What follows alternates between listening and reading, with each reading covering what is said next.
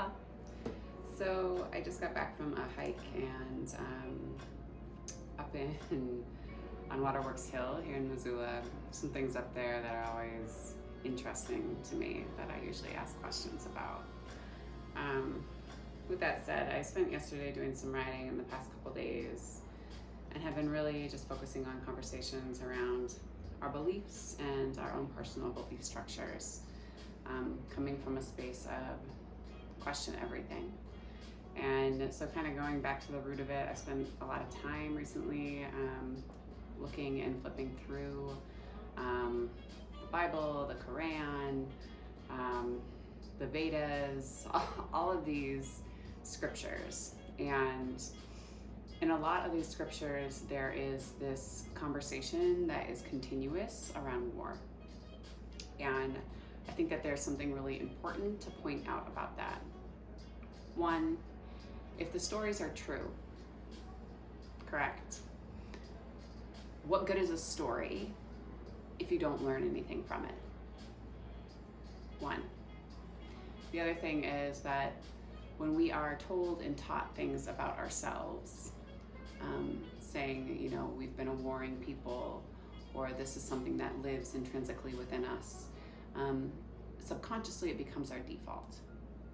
And so I wrote a piece just to kind of think about this and to reflect on it a little bit. So, love is the only supreme. It is the culture and pathway to freedom. Revelation speaks of a fiery end, a space that is spoken as an inevitable, and it is warned that no one shall tamper with the final chapter of the book. That some will pass through to the new world and some will not. That if this is what was written and what people have been reading and believing, then we've been in thought in alignment with the law of attraction by story, word, worry, and action. So we've been manifesting our current state of war for centuries, if this is the way that we've been looking at this, right? But my question to folks today is, what if we could break that belief cycle? What if we could interrupt the cycle of war? Now, I think that first starts with the warring in ourselves, right? From this space of self-healing. But let us ask ourselves, did God write any of these sacred scriptures and books? And to that I would say, nah, she didn't. Because if she did, it would be a love story rather than the retelling of the culture and the story of greed and envy with this tagline that says, and if we don't release it, it's okay. Because in Christianity, at least I'll speak to this, Jesus still died for you. So there's really no need to amend. And that this life isn't the end, right? So we rest in assurance of that. As Lauryn Hill says, how are you gonna win if you ain't right within? So my question today is, what is the true story of love? What is the story of Jesus and Mary? What is the story of Adam and Eve? Where is the story of the body and our relationship to it? Where is the story of family and friendship and how people came together? Where is the story on how communities were built? Where are the women's visions of a world of peace and harmony? What type of love story is that of the slaying of brothers and sons, the stealing and raping and selling of daughters? A story that pins us all coming from a place of original sin, of sex, of the womb, of a weak Eve, a woman, one who both questioned and listened. We are repeatedly told that peace on this earth is not possible until a final war.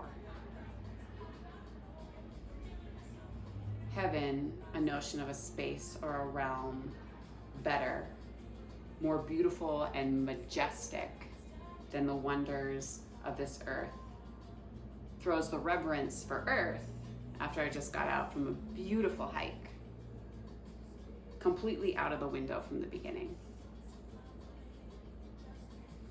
It spreads the message that earth, like women, is just here to sustain us for a time. Is this how we treat our mothers? Only for this space and time? Understanding that we share her blood and that no matter can be created or destroyed, that we all go back to her.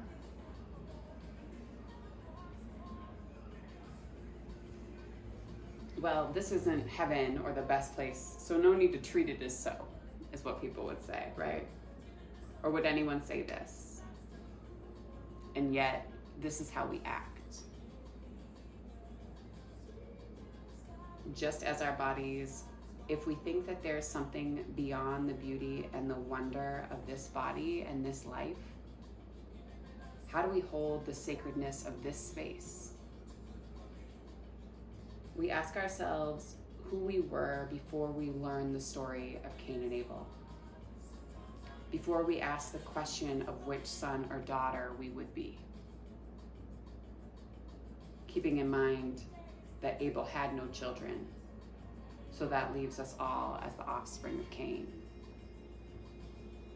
That leaves us all thinking conscious or subconsciously that competition, greed, envy, and murder are in the hearts of us from the start. And then we pass these sentiments down to our children subconsciously through our DNA and consciously through stories and the generational spiraled elasticity of our minds.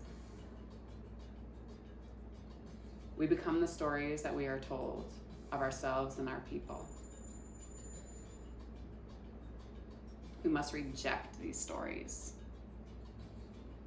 not just by our words, but by our actions. Because what we passed on is passed on through our bodies. We've become the robots of our time. As Hannah Arendt speaks about, I believe she had a birthday this past week, or a celebration of her, she's passed, obviously. But when she shows us the banality of evil is real, right?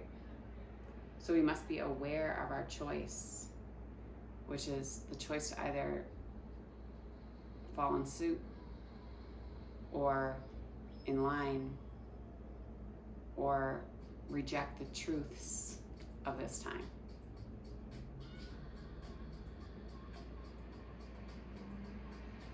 Understanding that God as a mother would never choose one child over the other. And would never choose a scenario that she would have to do so. She would die first. So think about that relevant to Earth. Is this what society wants? To extract the life givers from the scenario and the scene.